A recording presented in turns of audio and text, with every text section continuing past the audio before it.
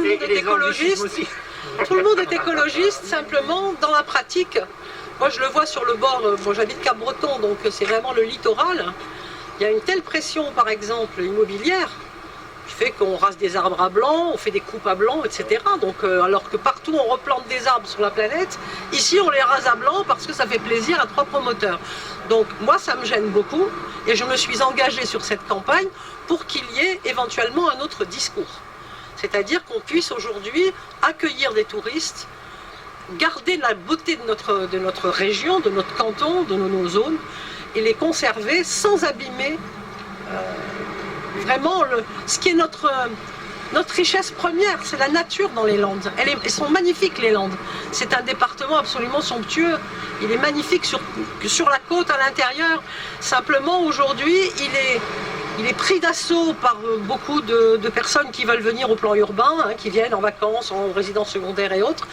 Et je ne vois pas beaucoup d'élus capables de résister à cette vague-là d'une façon qui permettrait de protéger vraiment le patrimoine écologique et également culturel des Landes. Hein.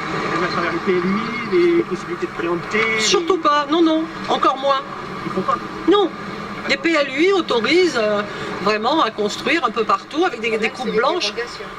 Il y a des dérogations tout le temps et on ne peut... Enfin, normalement, Cap-Breton par exemple. Cap-Breton dit, vous coupez un arbre, il faut le remplacer par 2 arbres. J'étais avec les services techniques il y a quelques jours, je leur dis très bien, où est-ce que vous replantez ces 2 arbres? Ah, il me dit sur le même terrain. Ah ben je dis c'est embêtant, vous venez de les enlever, s'il faut les replanter, c'est pas très logique. Est-ce que vous avez un programme qui permet de compenser en les plantant ailleurs? Ah non, il n'y a pas de programme.